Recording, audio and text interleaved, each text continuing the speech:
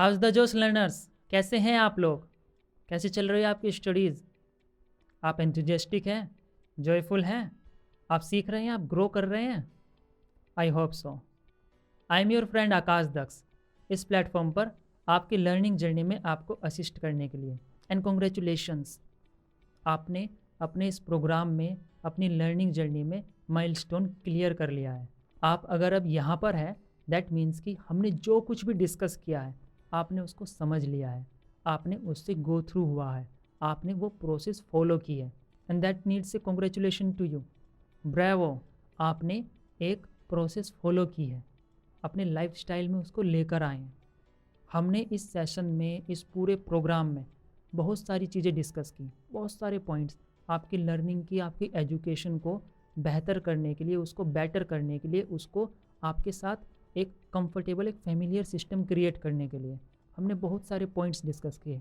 हमने फंडामेंटल से लेकर क्रिटिकल से लेकर हर चीज़ को डिस्कस किया, आपके छोटे से छोटे, बड़े से बड़े पॉइंट को डिस्कस किया। हमने उसके बारे में अपनी अंडरस्टैंडिंग क्लियर की। हमने उसके बाद फिर बिल्डअप किया, नए टूल्स और मेथड्स यूज किए। फिर हमने कोशिश की कि इनको कैसे अपने लाइफस्टाइल में इनकलकेट किया जाए, उसको इम्प्लीमेंट किया जाए। हमने इस जर्नी में बहुत सारी चीज़ें की। शुरुआत से ही जैसे फंडामेंटल अंडरस्टैंडिंग बनाई थी आपकी एजुकेशन की, आपकी लर्निंग की। फिर हमने डिस्कस किया आपकी लैंग्वेज के बारे में, आपके सब्जेक्ट्स के बारे में। फिर उसके बाद हमने समझा कि आपकी लर्निंग के साथ अनलर्निंग और रीलर्निंग कितना ज़रूरी है। उसके बाद हम फेज़ 2 में आए, हमने मेथड्स को डिस्कस किया, हमने पॉइंट्स समझे, उसके बेसिक कॉन्सेप्ट्स जैसे आपके माइंड के, आपके मेडिटेशन के। फिर हमने देखा आपकी मेमोरी और इंटेलिजेंस। उसके बाद फिर हमने समझा था उन पर बिल्डअप करते हुए आपके और टूल्स कैसे वो आपके साथ रिलेट हो पाएंगे। आपके सबसे ज़्यादा इम्पोर्टेंट वेपन आपकी रीडिंग, आपकी राइटिंग, फिर उसके बाद आपकी वोकेबलरी, आपका गन पाउडर। फिर हमने डिस्कस किया था आपकी स्टडी प्रोसेस को, कि कैसे आप अपनी स्टडी में उसको इम्प्लीमेंट कर सकते हैं सारी चीज़ों को। उसके 2 पार्ट हमने डिस्कस किए थे, 2 प्रोसेस, 2 ओरिएंटेशन, 2 अप्रोच, आपकी आपकी डे वाइज और उसके बाद आपकी subject wise, horizontal vertical type में भी। सो उसके बाद हमने बहुत सारे इनके बीच में मेथड समझे थे, बहुत सारे पॉइंट्स जो आपको याद रखने थे, उन चीज़ों का ध्यान रखना था। उसके बाद हम मूव ऑन किए थे आपके टाइम और एनर्जी के कॉन्सेप्ट पर, आपका उनके साथ रिलेशनशिप पर, कि कैसे आप इनके साथ मूव ऑन कर सकते हैं, रिलेट कर सकते हैं, अपना उनको बेस्ट फ्रेंड बना सकते हैं। इन्हीं चीज़ों को हियर एंड देयर हमने डिस्कस किया।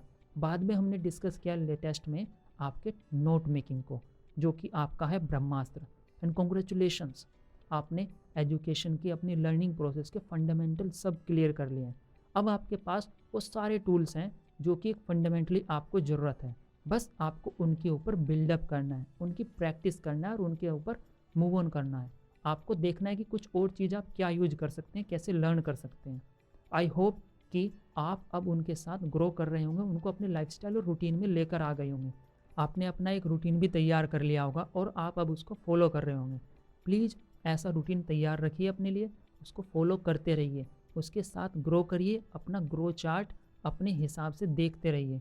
आपकी जो जर्नल राइटिंग है, होपफुली आप उसको भी कर रहे होंगे, और उसको रेगुलर बना कर रखिए। प्लीज़ उसको स्किप मत करिएगा। अभी आपको जो टास्क हैं, जैसे हम कोई सेशन डिस्कस करते हैं तो उसके बाद आपको जो कुछ भी समझ आया आप उसको उसके अंदर लिखिए। और उसके बाद जब ये सेशंस ख़त्म हो जाएंगे, उसके बाद आप डेली अंडरस्टैंडिंग आपकी जो होती है अपनी लाइफ के बारे में, सब्जेक्ट के बारे में, किसी व्यक्ति के बारे में, किसी भी चीज़ के बारे में, अपनी अंडरस्टैंडिंग लिखिए। अपनी रीडिंग, अपनी राइटिंग हैबिट को मेंटेन करिए, अपनी जर्नल राइटिंग को मेंटेन करके रखिएगा। सो लर्नर्स, आज हम अब डिस्कस करेंगे कुछ ऐसे मिथ्स, कुछ ऐसे रियलिटीज़ आपकी लर्निंग की जो आप अक्सर मिस कर जाते हैं या उनके साथ हमेशा धोखे में रहते हैं। हम डिस्कस करेंगे वो पॉइंट्स जो आपको अभी ध्यान रखने हैं थ्रू आउट योर प्रोसेस। और हमने during entire process, entire journey, कुछ पॉइंट्स हमने आपस में डिस्कस किए भी हैं, बट मैं आपको उनको वापस से रीइंफोर्स करूँगा। मैं आपको वापस से उनके बारे में कॉन्शियस करना चाहूँगा, आपको बताना चाहूँगा। तो प्लीज़ आज के सेशन को ध्यान से समझिएगा। कुछ बेसिक पॉइंट्स हैं, लेकिन ये पॉइंट्स आपके लिए बहुत बेनिफिशियल साबित होंगे आपकी जर्नी में, आपकी लर्निंग में, आपको ग्रोथ देने के लिए। ऑलराइट, तो आज का सेशन जो डिवोटेड है आपके मिथ्स और रियलिटीज़ के बारे में, आपकी लर्निंग की, आपकी स्टडीज़ की, तो अब हम उसको शुरुआत करते हैं। आपकी जो पहली मिथ है वो है मल्टीटास्किंग। ये अक्सर लोग मिस्टेक करते हैं, स्पेशली तब जब आप ज़्यादा प्रोडक्टिव होना चाहते हैं। तब मल्टीटास्किंग मीन्स कि एक बार में मैं 2-3 काम कर लूँगा। लेट्स से कि कंप्यूटर पर मैंने कुछ लगाया हुआ है, वो काम भी कर रहा हूँ, साथ में कुछ लिखने की कोशिश भी कर रहा हूँ, या फिर मैं मैथ्स का होमवर्क कर रहा हूँ, आगे टीवी चलाया हुआ है, या फिर कुछ भी। अगर आप एक से ज़्यादा जगह पर अपना ध्यान देते हैं, 2 काम एक साथ करने की कोशिश करते हैं, तो उनमें से एक फेल होगा ही होगा। आप दोनों में परफेक्शन नहीं ला सकते, दोनों को अच्छे से अपनी तरफ से 100% देकर नहीं कर सकते। आपका माइंड एक बार में एक ही जगह फोकस हो सकता है। ऑलराइट, आप इसकी प्रैक्टिस करेंगे तो आप ज़्यादा कंफर्टेबल हो सकते हैं उन चीज़ों के सिचुएशन के साथ। लेकिन अगर 2 डिफरेंट डोमेन के टास्क हैं तो आप उनको एक साथ नहीं कर सकते। अपने माइंड को ऐसी स्टेट में मत लेके जाइए जहाँ पर उसका कंसंट्रेशन ऐसे फ्लक्चुएट करता रहे, फिर वो ना ये काम हो पाएगा ना वो काम हो पाएगा। ऑलराइट, तो मल्टीटास्किंग से दूर रहिए। एक बहुत बड़ी मिथ है कि मैं कोई मल्टीटास्कर हूँ। आप कोई मल्टीटास्कर नहीं हैं। Human is not a multitasker. Machines are not even multitasking. Machines में जैसे कंप्यूटर आपका एक साथ बहुत सारे काम करता है, लेकिन एक्चुअली में वो स्विच करता है।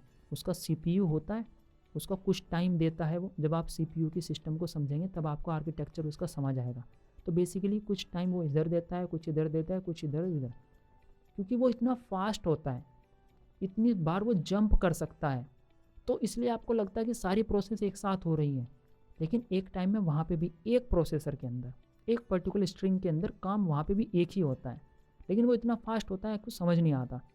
आपके साथ क्या है कि हमको, जैसे आप, मैं, हम ह्यूमंस, हमको क्या है कि हम एक टास्क से दूसरी टास्क की तरफ जाएंगे तो हमारा एक कंसंट्रेशन का टाइम होता है, स्विचिंग का टाइम होता है। तो एकदम से हम कोई दूसरा काम स्टार्ट करेंगे तो सेम कंसंट्रेशन के साथ स्टार्ट नहीं कर सकते। ऑलराइट, हमको टाइम लगता है।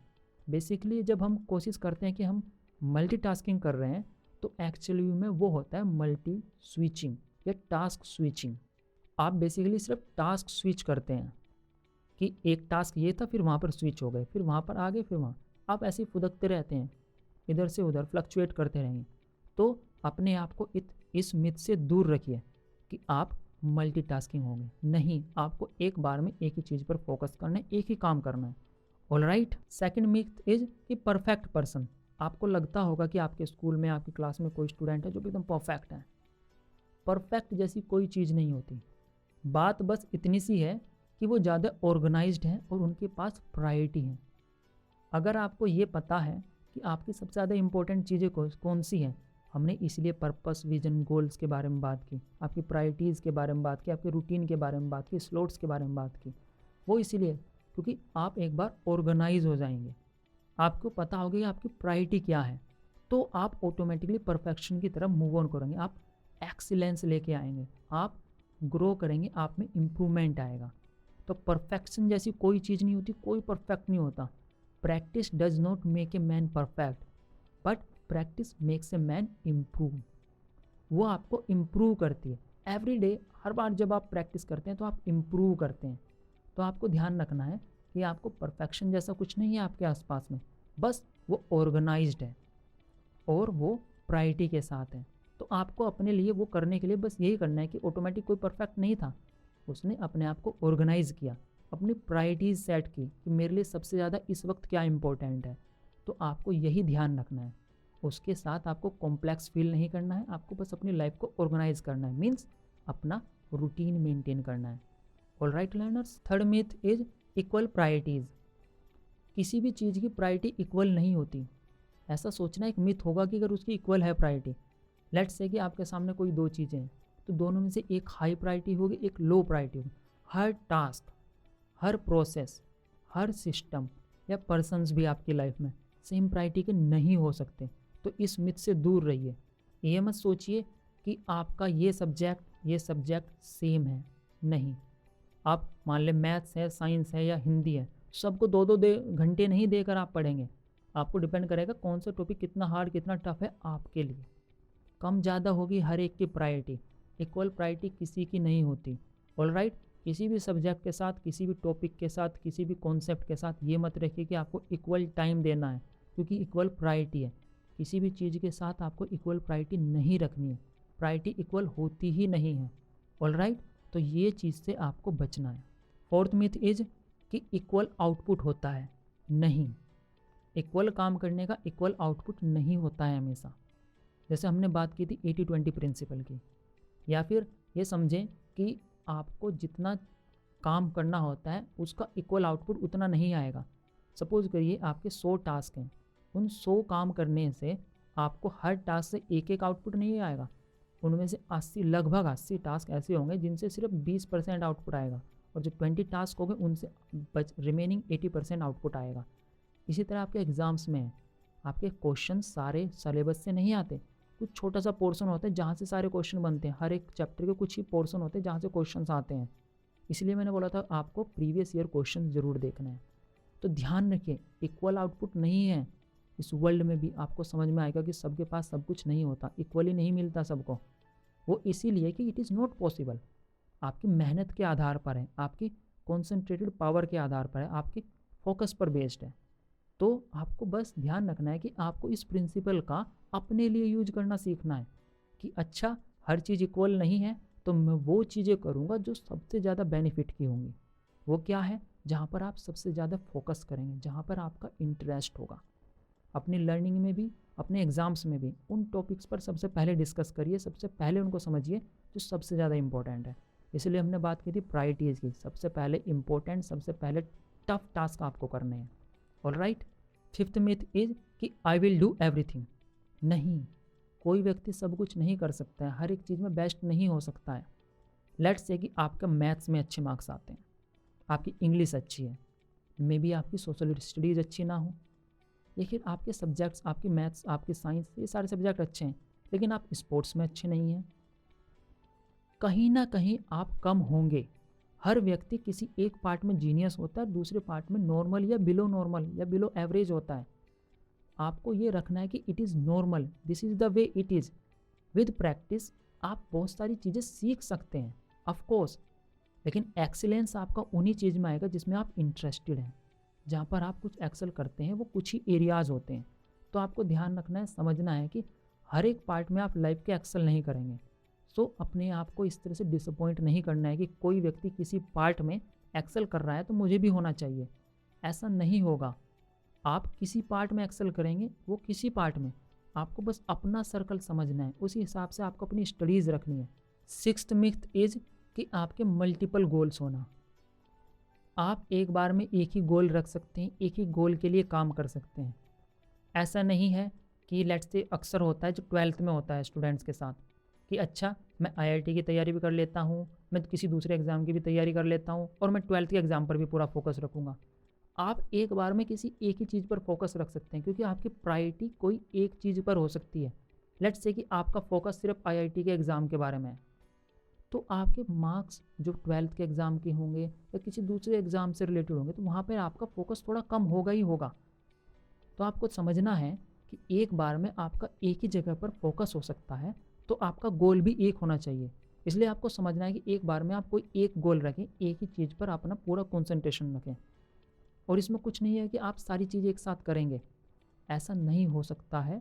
तो सारी चीज़ों पर अलग अलग जगह अपनी एनर्जी वेस्ट करने से बेहतर है एक जगह अपनी एनर्जी लगाइए, एक गोल बनाइए।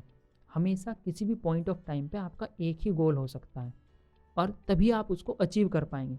मल्टीपल डायरेक्शन में घूमने से आपको कोई गोल हासिल नहीं होगा, बस आप वेंडरिंग करते रहेंगे। ऑलराइट, तो अपना एक गोल ही फिक्स रखिए एक टाइम पर। अनादर मिथ इज कि स्टूडेंट को कई बार लगने लगता है कि वो फेलियर है, वो फेल्ड है।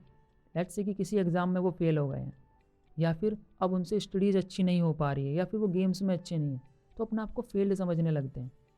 फेल्ड आदमी तब है, व्यक्ति फेल्ड तब है जब वो एक्सेप्ट कर लेता है, मीन्स अब वो एफर्ट लगाना छोड़ देता है। और ये बहुत बुरी बात है। आपको कभी भी एफर्ट्स लगाने नहीं छोड़ने हैं। आपको अपना गोल सेट करना है, अपना पर्पस डिफाइन करना है, और उसके बाद जो उसकी प्रोसेस है आपको बस उसको फॉलो करना है। आपको बस उसको फॉलो करते रहना है, उसके ऊपर रोज़ काम करना है। आप जितना काम करेंगे, मे बी फेलियर आएगा, that's the part of the process. आप फेल होंगे, लेकिन फिर से उठो, अपना पर्पस याद करो और फिर से लग जाओ। जब तक आप गिव अप नहीं करेंगे तब तक आप फेलियर नहीं होते, क्योंकि तब आप ट्राई कर रहे होते हैं। फेलियर तब होता है जब आप गिव अप कर पीछे बैठ जाते हैं कि बस अब मुझसे नहीं होगा।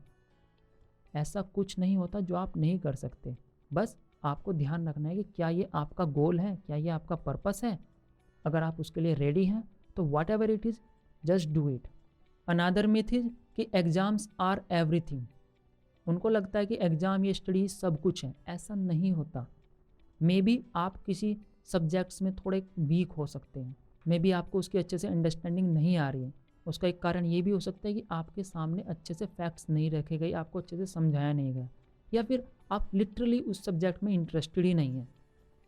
लेकिन ऐसा नहीं होता कि आप लाइफ के दूसरे कॉर्नर्स में, दूसरे पार्ट्स में भी फेलियर या फिर वीक हों।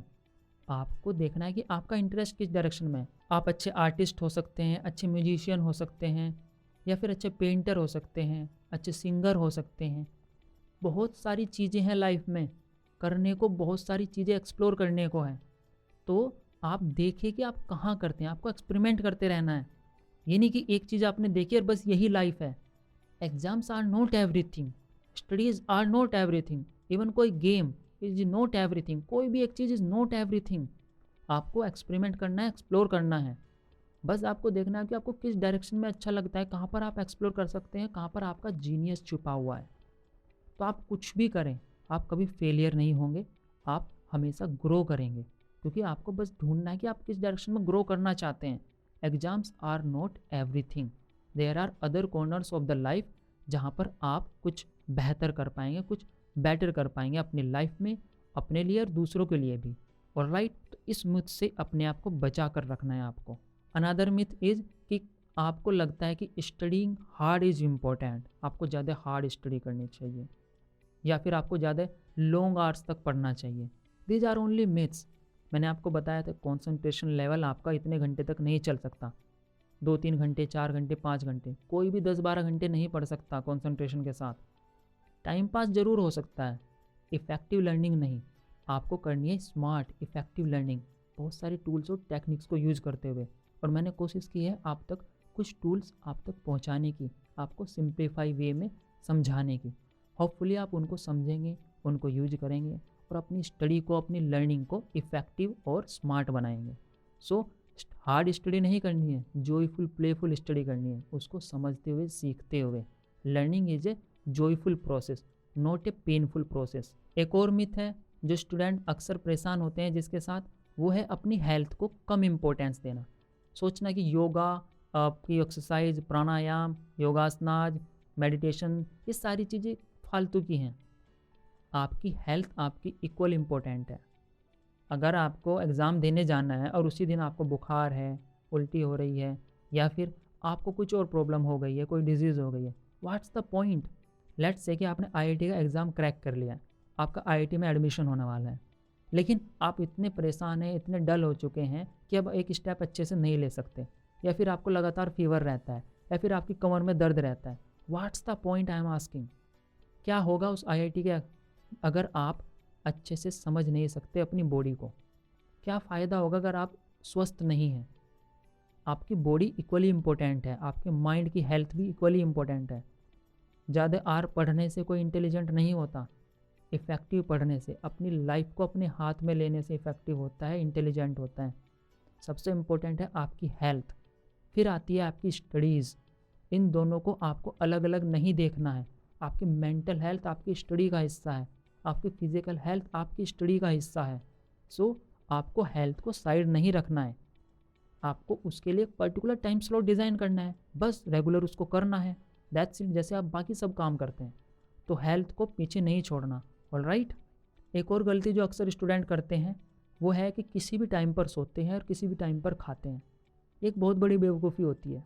आप अपनी बॉडी के साथ शॉक थेरेपी यूज़ कर रहे हैं, लगातार उसको शॉक देते रहते हैं कि अभी कुछ भी खा लिया, ज़्यादा ठंडा खा लिया, ज़्यादा गर्म खा लिया, किसी भी टाइम खा लिया।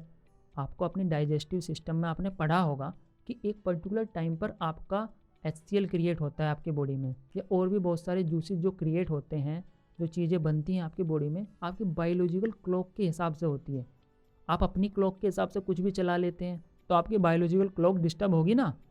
तो ऐसे आपकी बॉडी को शॉक आते रहते हैं, तो उसके लिए प्रॉब्लम बढ़ जाती है। उसको ज़्यादा एफर्ट लगाने पड़ते हैं, ईज़ में नहीं रहती, इसलिए डिजीज़ हो जाती है। इसीलिए आपको ध्यान रखना है कि आपको अपना स्लीपिंग टाइम भी सही रखना है, आपका खाने का टाइम भी सही रखना है और उसको इफ़ेक्टिव रखना है। ऐसा नहीं है कि खा रहे हैं और टीवी देख रहे हैं, ऐसा बहुत मिस्टेक करते हैं। It's very very wrong for your food, for your system. आपको खाते वक्त टीवी नहीं देखना है, कुछ भी नहीं करना है। खाना खा रहे हैं ना, 10 मिनट 15 मिनट लगती हैं। Please have effective time, sufficient time, एक graceful time for your food. ये जो खाना है आपके प्लेट में, आपकी थाली में, ये आपकी बॉडी है। कुछ टाइम बाद ये कन्वर्ट हो जाएगी आपकी बॉडी में, आपके माइंड में, आपके ब्लड में। Have some respect for that. आप कॉन्शियस होकर खाना खाइए। आप इसको ऐसे मत लीजिए कि मैं कभी भी कुछ भी कैसे भी खा सकता हूँ। It's very very wrong for your system, आपकी मेंटल हेल्थ के लिए, आपकी फिजिकल हेल्थ के लिए। ओके। अनदर थिंग इज़ कि कुछ स्टूडेंट अक्सर या फिर मोस्टली स्टूडेंट ही प्रोकास्टिनेट करते हैं बहुत सारी चीज़ों पर, कि ठीक है आज नहीं एक्सरसाइज करता, ये कल पढ़ लूँगा, ये बाद में कर लूँगा। It's a very very bad habit. ये आपकी लाइफस्टाइल का हिस्सा हो जाती है। आपको कोई प्रॉब्लम होती नहीं है कि आपको प्रोक्रेस्टिनेट करना है, बस आपकी ऐसा एटीट्यूड हो जाता है कि पर्सनैलिटी बन जाती है आपकी, कि हाँ मैं पर्सनैलिटी के हिसाब से ही प्रोक्रास्टिनेट करता हूँ। कुछ स्टूडेंट ऐसे होते हैं जो हमेशा लेट आते हैं। सपोज करिए 8 बजे का स्कूल है तो सब 8 बजे आएंगे, कहीं पार्टी में 4 बजे जाना था तो 4:30 बजे आएंगे। अगर उनको 4:30 बोलेंगे तब भी लेट आएंगे, बिकॉज वो उनको इस पर्सनैलिटी का हिस्सा हो गया है। ये बहुत बहुत बड़ी प्रॉब्लम है। कुछ स्टूडेंट्स तो अपने एग्ज़ाम तक मिस कर देते हैं इस आदत के कारण। तो आपको प्रोकास्टिनेशन की हैबिट को अपनी लाइफस्टाइल से दूर रखना है। ये आपके लिए जंग का काम करेगी और आप धीरे धीरे इरोड हो जाएंगे। सो आपको प्रोकास्टिनेशन से बचना है। ऑलराइट। एक और मिथ जो स्टूडेंट पाले रखते हैं वो है कि मैं तो ऐसा ही हूँ। आप ऐसे नहीं हैं, आप जैसे चाहें वैसे हो सकते हैं। कुछ होते हैं कि मैं इंट्रोवर्ट हूँ या मैं एक्सट्रोवर्ट हूँ, मैं कम बोलता हूँ, मैं ज़्यादा बोलता हूँ, मुझे ये अच्छा नहीं लगता, वो अच्छा लगता है, मुझे इस तरह से काम करना पसंद है, उस तरह से नहीं। ये आपकी हैबिट्स के कारण आया है।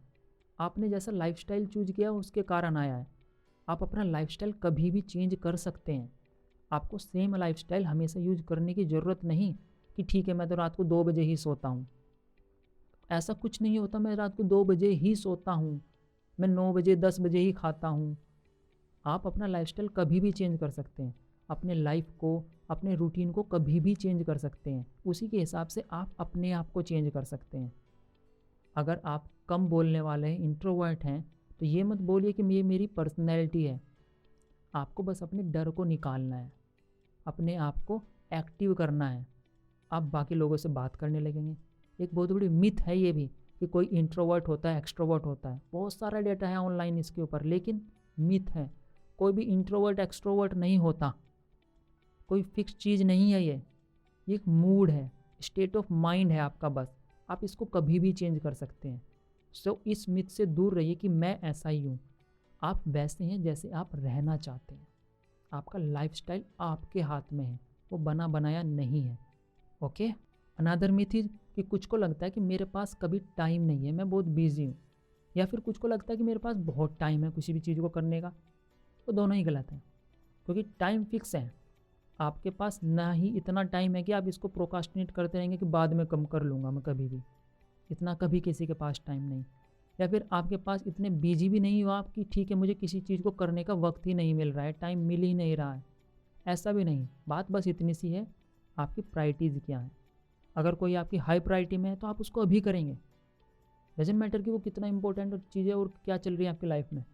या फिर आप उसमें इंटरेस्टेड नहीं है तो आप उसको आगे बढ़ाते रहेंगे। आपको दोनों ही चीज़ों से बचना है। ये दोनों ही चीज़ फिक्स नहीं है। आपके पास हमेशा इनफ टाइम होता है किसी भी चीज़ को करने के लिए, बस आप उसके लिए इच्छुक हों, इंटरेस्टेड हों। एक और मिथ है जो स्टूडेंट्स में होती है कि मैं सीख नहीं पाता हूँ। ऐसा कुछ नहीं है मैं सीख नहीं पाता हूँ।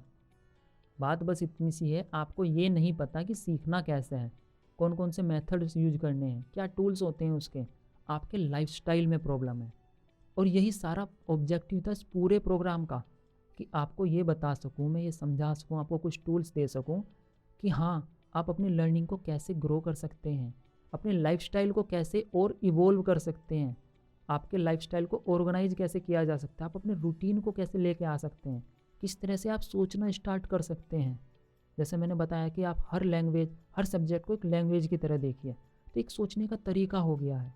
इसी तरह से आप सीखना स्टार्ट कर सकते हैं। पहली बात यह है कि मैं विलिंग हूँ कि हाँ मुझे कुछ सीखना है। ऐसा नहीं होता कि मैं सीख नहीं सकता। आप अपने ब्रेन को, अपने माइंड को जिस तरह के थॉट देते हैं, उसको जो इंस्ट्रक्शन देते हैं, वो उसी तरह से काम करना स्टार्ट कर देता है। आपका माइंड आपके हिसाब से काम करता है, आप अपने माइंड के हिसाब से काम नहीं करते।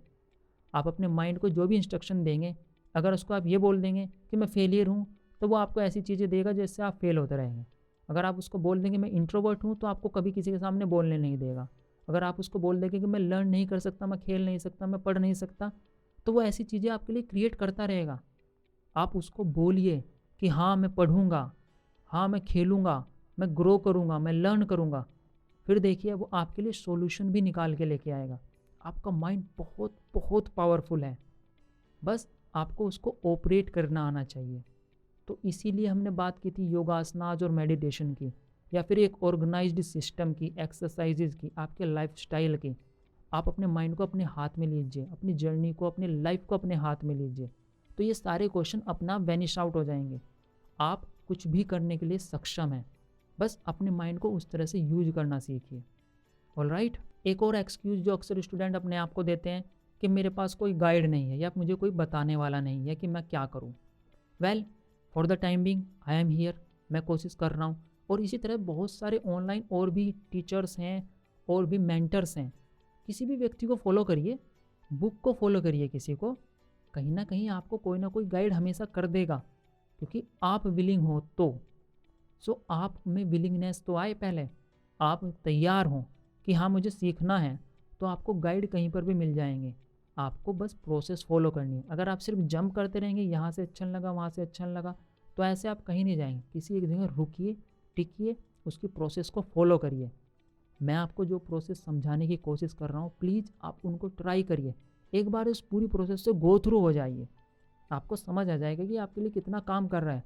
अगर ये नहीं काम करता, no problem, do not stick even a single second year. लेकिन अगर ये काम करता है तो दैट्स ग्रेट, आपकी लाइफ में, लाइफस्टाइल में चेंज आ चुका है, अब आप ग्रो कर पाएंगे। तो ये मत समझिए कि आपके पास कोई मेंटर नहीं है। आज के इंटरनेट के टाइम पे तो ये कोई प्रॉब्लम ही नहीं है। थाउजेंड्स ऑफ लोगों से आप जुड़ सकते हैं। अच्छे मेंटर्स, अच्छी बुक्स पढ़िए, बेस्ट ऑफ द बुक्स। आप जितनी बुक्स पढ़ेंगे आपको उतना ज्ञान मिलेगा, उतनी नॉलेज मिलेगी, उनके लाइफस्टाइल को समझ आएंगे, उनके प्रोसेस को समझेंगे। तो ये कोई एक्सक्यूज़ अपनी लाइफ में नहीं रखना कि मेरे पास गाइड नहीं थी। Go out, search it out, ढूंढिए उसे, एफर्ट तो लगाइए पहले। एक और मिथ जो आपके सामने रहती है, अक्सर आपके पेरेंट्स भी आपके साथ यूज कर लेते होंगे और आपको खुद भी लगता होगा कि हमको सारी चीज़ सिर्फ स्कूल से सीखनी है। स्कूल में तो बहुत छोटा सा हिस्सा लाइफ का सिखाया जाता है, बाकी चीज़ तो सब बाहर है। बोलना, खेलना, इमोशंस, ये सारी चीज़ें आपको लाइफ में सीखनी है। हर वक्त कुछ ना कुछ कहीं ना कहीं से आप सीख ही सकते हैं। तो learning is not limited to your schools. आप लर्निंग में अपने लाइफ के हर जगह पर इंटरेक्टिव हैं, हर जगह उसके लिए तैयार हैं, हर जगह आपको कुछ ना कुछ मिल रहा है।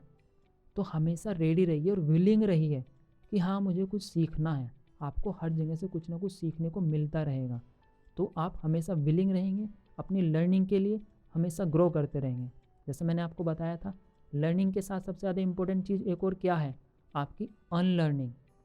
वो चीज़ें जो अब आपके लिए काम नहीं करती, वो चीज़ें अब जो ऑब्सोलीट हो गई हैं, वो चीज़ें जब उनसे और अच्छे मेथड आपके सामने हैं, तो आप उन चीज़ों को छोड़िए। ऐसी कोई भी चीज़ आपके लाइफ में जो आपके लिए बर्डन है, आप उसको छोड़िए, वेटेज अपने ऊपर मत पालिए। और दूसरी चीज़ और कि आप रीलर्निंग, एक चीज़ समझिए, उसको नए नए तरीके समझिए। और भी तरीके हैं ना इसको करने के। अब इस प्रोसेस के थ्रू आपको बहुत सारी टेक्निक्स, जो बहुत सारे मेथड्स मैंने आपके साथ डिस्कस किए, एक वक्त के बाद ये आपके लिए चाहे इतने रिलेवेंट ना हो, या फिर आपको इनसे अच्छे मेथड मिल जाए। जैसे ही आपको अच्छे मेथड मिले, उनको छोड़िए, आगे बढ़िए। स्टिक नहीं होना है कहीं पर भी। ऑलराइट, आगे बढ़ने का मतलब यही है चेंज, ट्रांसफॉर्मेशन अपनी लाइफ में ऐसे रखिए। Alright, another interesting myth among the childrens, आप जैसे स्टूडेंट्स, यंग माइंड्स में ये प्रॉब्लम आ जाती है, उनको लगता है कि मैं बोर हो रहा हूँ। आप बोर कैसे हो सकते हैं? आप बोर नहीं हो सकते। बोर व्यक्ति वो होता है जिसको लगता है कि मेरे पास सारी नॉलेज है, मुझे कुछ करने को नहीं है। आप तो अभी कुछ सीखना ही स्टार्ट किया है। कोई भी व्यक्ति अपनी पूरी लाइफ में बोर नहीं हो सकता। वो बोर तभी होता है जब उसने सीखना छोड़ दिया है, देखना छोड़ दिया है। इतनी इंटरेस्टिंग चीज़ें हो रही हैं चारों तरफ, चाहे आपका एनवायरनमेंट हो, आपकी न्यूज़ देख लो, कोई गेम्स चल रहे हो, कुछ ना कुछ हमेशा चल रहा है। आपके अंदर इतना सब कुछ चल रहा है, आप खुद को भी नहीं जानते हुए तो आप बोर कैसे हो सकते हैं? आप एक चींटी को देखेंगे, एक पत्तों को देखेंगे, उसमें भी पूरा दिन निकल सकता है उसको समझने में। आप बोर नहीं हो सकते। अपने माइंड को ये फीड करना बंद करिए कि आप बोर हो रहे हैं, आप लेथार्जी फील कर रहे हैं, आप डल फील कर रहे हैं। बोलिए उसको आई एम एनर्जेटिक। उसको टास्क दीजिए एनर्जेटिक।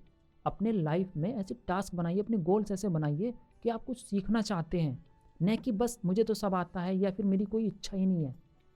सबसे बड़ी प्रॉब्लम अपनी लाइफ की यही हो सकती है, सबसे बड़ी प्रॉब्लम, कि आपके पास कोई ड्रीम नहीं है।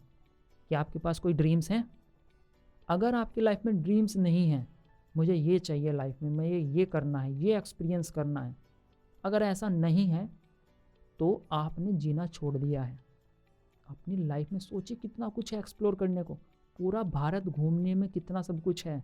हर जगह पर कुछ नया है, नई लैंग्वेज है, नई तरह के लोग हैं, लाइफस्टाइल हैं, खाना है, मूवीज़ हैं, सब कुछ है। इतना सब कुछ एक्सप्लोर करना है और आप कहते हैं कि मैं बोर हो गया हूँ।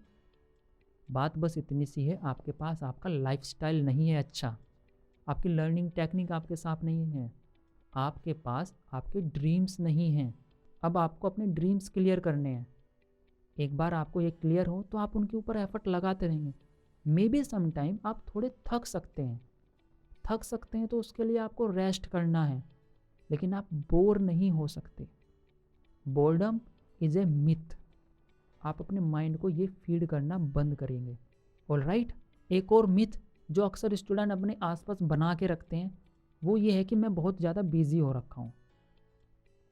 अगर आप बहुत सारे काम एक साथ कर रहे हैं, लेट्स से मैं लिख रहा हूँ, ये कर रहा हूँ, ये बिजी होना प्रोडक्टिव नहीं है। उनको लगता है कि मैं प्रोडक्टिव हूँ अगर मैं बिजी हूँ तो। ज़्यादा काम करना, किसी भी काम में लगे रहना, बिजी रहना प्रोडक्टिव नहीं होता। ऐसे समझिए कि चींटी लगातार पूरा दिन काम कर रही है, काम कर रहेगा, क्या वो बिजी है, प्रोडक्टिव काम कर रही है? बात इसलिए है कि आप ऐसी लाइफस्टाइल थोड़ी ना जीना चाहते हैं। बिजी रहना प्रोडक्टिव नहीं होता। इसीलिए हमने इतनी सारी टेक्निक्स की बात की है कि ताकि आप वो 6 घंटे पढ़ाई करने की कोशिश करने के छोड़कर कम से कम सिर्फ 2 घंटे 3 घंटे कॉन्सेंट्रेशन वाली पढ़ाई करें। आप 1 से 1.5 घंटा कॉन्सेंट्रेशन में रहते हैं और बाकी 4-5 घंटे सिर्फ बिजी, तो वो प्रोडक्टिव नहीं हुआ। आपको कॉन्सेंट्रेशन के साथ, फोकस के साथ पढ़ना है। जब आप ऐसे पढ़ेंगे तो आप बिजी नहीं होंगे, आप प्रोडक्टिव होंगे। आप कम टाइम में ज़्यादा चीज़ें करेंगे और अपने लिए समय बचा लेंगे। तो बिजी होना प्रोडक्टिव होना नहीं होता। समझिए इस बात को। आप पढ़ते वक्त किताब लेके घूम रहे हैं, लिखने की कोशिश कर रहे हैं, चल रहे हैं, बस सबको लग रहा है कि ये बंदा बहुत पढ़ रहा है, बच्चा बहुत पढ़ रहा है, बिजी है बहुत, प्रोडक्टिव नहीं है, तो क्या मतलब है? तो प्रोडक्टिव होना ज़्यादा इम्पोर्टेंट है, बिजी होना प्रोडक्टिव नहीं है। अपना लाइफस्टाइल इस तरह से यूज करिए, अपना रूटीन इस तरह से बनाइए कि कम टाइम में ज़्यादा चीज़ें हो सकें। फालतू में 4-4 चीज़ें एक साथ करने की कोशिश ना करें कि मैंने ये कर लिया, वो कर लिया, वो कर लिया, प्रोडक्टिविटी जीरो, क्योंकि आपने बस ट्राई करके छोड़ दिया। आप उसको प्रोडक्टिविटी में बदलिए। बिजी होना प्रोडक्टिव नहीं है। एक और मिथ को डिस्कस कर लेते हैं लास्टली। वो है कि आपको लगता है कि मेरा जो फ्रेंड सर्कल है, मेरे फ्रेंड्स हैं या बेस्ट फ्रेंड है, वो फिक्स हो गए हैं, अब मैं उनको चेंज नहीं कर सकता। आप उनको कभी भी चेंज कर सकते हैं। अगर आपके फ्रेंड्स, इवन आपके बेस्ट फ्रेंड्स आपकी लाइफ में ग्रोथ नहीं कर सकते, आपके साथ आपकी लाइफ में प्रोडक्टिविटी नहीं लेके आ सकते, आपको आपकी जर्नी में हेल्प नहीं कर सकते, अगर वो सिर्फ आपको ड्रैग करते हैं, पीछे खींचते हैं, आपको आगे नहीं बढ़ने देते, आपकी लर्निंग में आपकी हेल्प नहीं करते, तो इसका मतलब ये है कि ये वक्त आ गया है, आपको समझना है कि अब उन फ्रेंड से दूर होना चाहिए।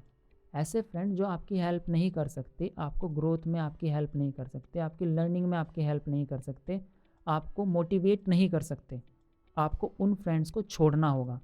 आपका फ्रेंड सर्कल डिसाइड करता है कि आप कितने ज़्यादा प्रोडक्टिव, कितने ज़्यादा इफ़ेक्टिव हैं। आपके आसपास के वो 5 लोग जिनके साथ आप सबसे ज़्यादा टाइम स्पेंड करते हैं, आपको देखना है कि वो कौन लोग हैं, उनके लाइफस्टाइल कैसा है, उनके गोल्स क्या हैं, ड्रीम्स क्या हैं, वो कैसे अपना टाइम यूज़ करते हैं, कैसा एनर्जी के साथ उनका रिलेशन है, वो जो कुछ भी करते हैं, जैसा लाइफस्टाइल जीते हैं। आपका लाइफस्टाइल उन 5 लोगों का एवरेज ही होता है, उन्हीं का सम अप होता है।